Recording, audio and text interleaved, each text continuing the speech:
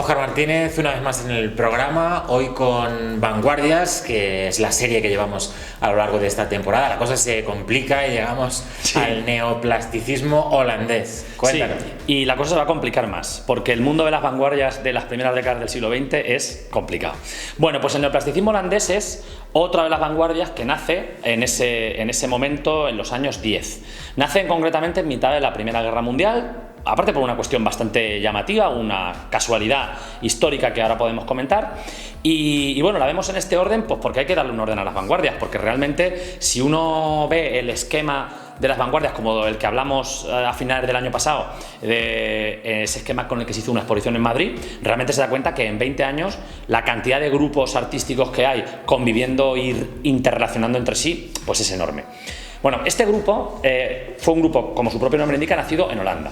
Alrededor de dos personas, de dos pintores en aquel momento, como eran Theo van Doesburg y Piet Mondrian, que seguramente es mucho más conocido, porque bueno, el neoplasticismo, ya para introducir a los posibles espectadores, pues es este tipo de estilo que todos asociamos con esos cuadros precisamente de Mondrian, con estas líneas verticales y horizontales y estos colores pues primarios, el amarillo, el rojo y el azul, aunque va mucho más allá. Vamos a intentar profundizar un poco. Bueno, pues como digo, Mondrian, los dos son holandeses, pero desde hacía unos años Mondrian vivía en París, porque Mondrian se había ido a París buscando el cubismo, ¿vale? Apasionado por la geometría cubista. Y entonces lo que ocurre es que en 1914 Mondrian vuelve, digamos, al pueblo a pasar el verano, una cosa así, y cuando está en Holanda pasando el verano, él tenía pensado volverse a París, estalla la Primera Guerra Mundial en el 1914 y Mondrian queda bloqueado, las fronteras se cierran y Mondrian queda bloqueado en Holanda. Y eso va a hacer que conozca a Van Doesburg, con quien no había tenido relación. O sea que gracias, entre comillas, a la Primera Guerra Mundial, aunque no es una cosa para dar gracias, pero bueno, se conocieron estos dos artistas, empezaron a convivir, empezaron a intercambiar ideas y dieron a luz en 1917 una revista que se llamaba The Style, que significa el estilo, en la cual publicaron el manifiesto de este nuevo movimiento conocido como neoplasticismo o también The Style, porque se conoce igual. ¿Qué significaba esto? Pues significaba el nacimiento, como digo, de una nueva vanguardia que tenía unas características muy concretas y muy estrictas. Se puede entender el neoplasticismo como una evolución radical del cubismo. El cubismo empezó a geometrizar las formas, como vimos hace ya meses, y eso influyó en prácticamente todas las vanguardias de los años 10 y de los años 20 en Europa. Ahora, cada vanguardia, cada artista, pues digamos que la enseñanza cubista la recicla, la mastica y la digiere de una manera. Y en el neoplasticismo holandés eso se lleva hasta la geometría extrema, absoluta.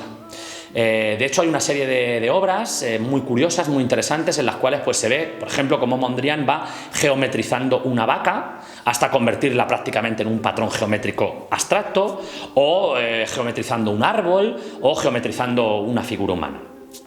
Bueno, pues a partir de esta idea de la geometrización radical, estos autores le suman unas ideas filosóficas muy concretas. Aquí vamos a hablar hasta de filosofía, la cosa se complica. Me decía yo. Ya, sí. Estas ideas provienen de un filósofo holandés de apellido Schoenmakers, ¿vale? Que significa zapatero, Schumacher. Bueno, pues este filósofo era un filósofo de tendencia neoplatónico-pitagórica, ¿vale? Que así de primeras suena un poquito... Echa para atrás. Sí, echa para atrás. ¿Qué idea tenía este señor? Pues tenía una idea común a muchas partes de la historia occidental y de la cultura y del arte, es la importancia de la geometría. Él creía que la geometría, la armonía, la matemática era lo que daba, digamos, orden al mundo y belleza a ese mundo y al propio arte.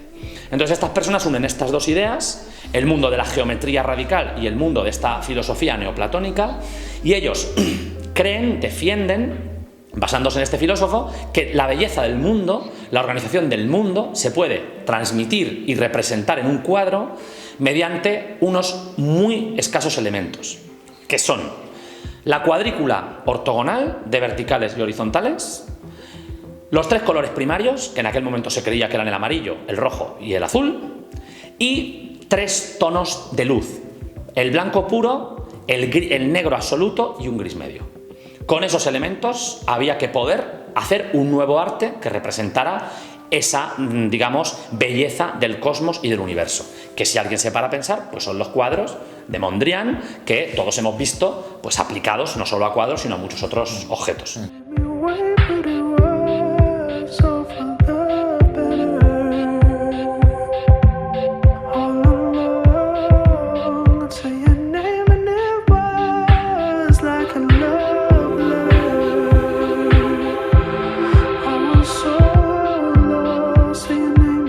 Y esta tendencia, entre otras cosas, tuvo una gran influencia posterior en el campo del diseño, ¿no? Sí.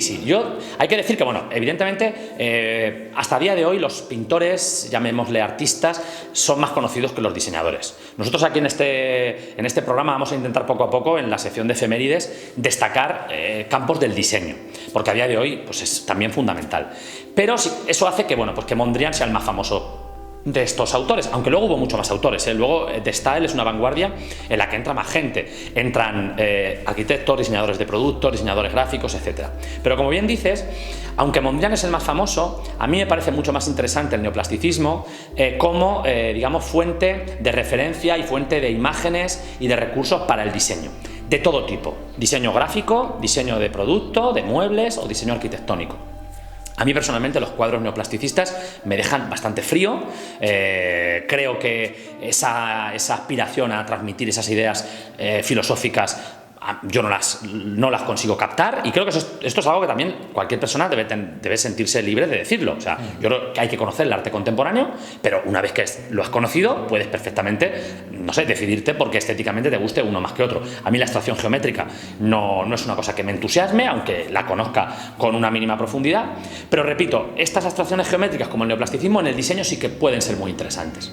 Ahí tenemos desde diseño gráfico, también diseño de producto, diseño de mobiliario. Quizá uno de los iconos del movimiento sea la conocida como silla Rietveld, que es un diseñador de producto y arquitecto holandés muy importante. Es una silla célebre que inicialmente la hace, es una silla totalmente geométrica, que inicialmente la hace a principios de los años 10 con madera, digamos, sin tintar, pero que luego, influido por el neoplasticismo, le da esos colores amarillo, rojo, azul y negro que la han convertido pues, en un icono del diseño.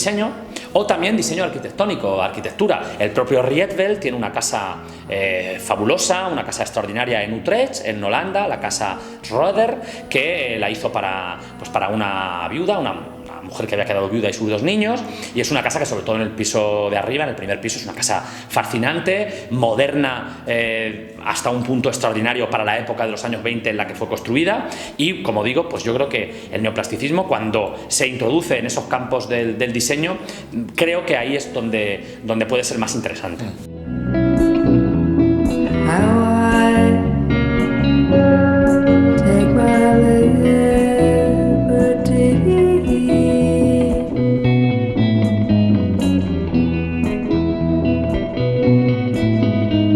Y nos cuentas que hay una segunda fase de este movimiento en la que ya se permiten introducir algunos elementos diferentes, ya no solo líneas verticales y horizontales, sino también las diagonales y además el fotomontaje, ¿no? Y ya evoluciona. Sí, y esta evolución no estuvo exenta de problemas.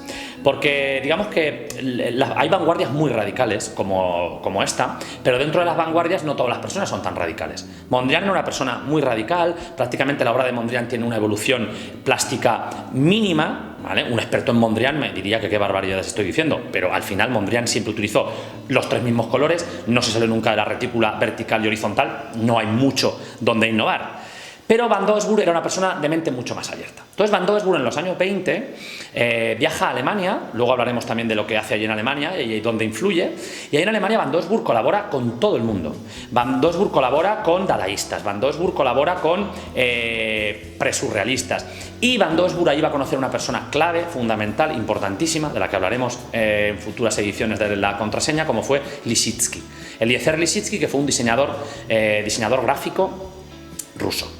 Un obsesionado por las diagonales y por el dinamismo en las composiciones. Y Van Doesburg decide, en un momento determinado, introducir diagonales en su lenguaje. Y esto, que pues entre tú y yo no hubiera supuesto ningún problema si tú fueras Mondrian, con Mondrian fue el acabose.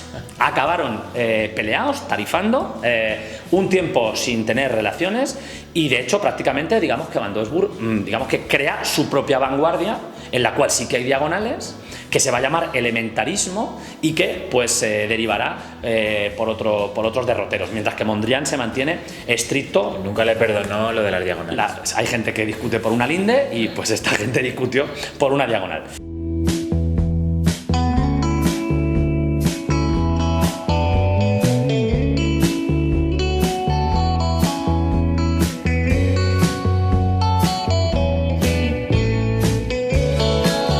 Además, pues va evolucionando el neoplasticismo, sobre todo en el diseño gráfico, como has comentado, por influencia de Lissitzky, por influencia del constructivismo ruso, por influencia del dadaísmo alemán que Van Doesburg conoce en Alemania, pues se introduce el fotomontaje y digamos que el diseño gráfico neoplasticista, sobre todo a partir de los años 20, pues es mucho más variado, mucho más interesante que el de los primeros años, que es demasiado estricto y demasiado rígido. Para acabar, hay que decir que el movimiento de Style tiene una influencia capital en la Bauhaus, ¿de acuerdo? Van Doesburg, cuando conoce la existencia de la Bauhaus, de la que hemos hablado aquí, de la que se cumplió el año pasado el centenario, pues Van Doesburg, cuando conoce la existencia de la Bauhaus, decide que ve los profesores que hay allí, decide que él tiene que ir allí a dar clase. Y en el año 21 se planta en Weimar, donde estaba la sede de la Bauhaus, a hablar con Gropius, con el director, y Gropius le dice que no lo contrata.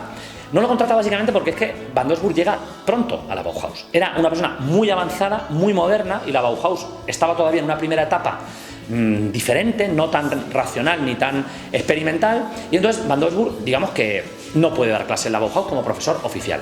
Pero, ni corto ni perezoso, pues como si aquí te dicen en el José Conde que no puedes dar clase, pues te vas a la Pantera Rosa que está enfrente y montas tu estudio. Y Van Doesburg se montó su estudio enfrente de la Bauhaus de Weimar, y un estudio y academia de arte y diseño, y empezó a influir en los alumnos, en otros profesores, y gota a gota, al final, al cabo de los años, sin ser nunca profesor de la Bauhaus acabó teniendo una influencia tremenda de las ideas del neoplasticismo. Sobre todo en diseño de producto hay una cuna fantástica, una cuna célebre de Peter Keller, de la Bauhaus, que está coloreada con esos tonos del neoplasticismo, y también en la arquitectura. Ya en la segunda sede de la Bauhaus, los profesores se decoraron sus casas, y muchos se acabaron decorando sus casas con tabiques amarillos, con perfiles azules, con puertas rojas, como si de cuadros neoplasticistas de un Mondrian o de un Van Doesburg se tratara. O sea que al final el neoplasticismo, como digo, fue importantísimo, y si fue importante para la Bauhaus, pues fue importante, aunque fuera de manera secundaria, para pues, el diseño de producto, de arquitectura y gráfico pues, de la segunda mitad del siglo XX.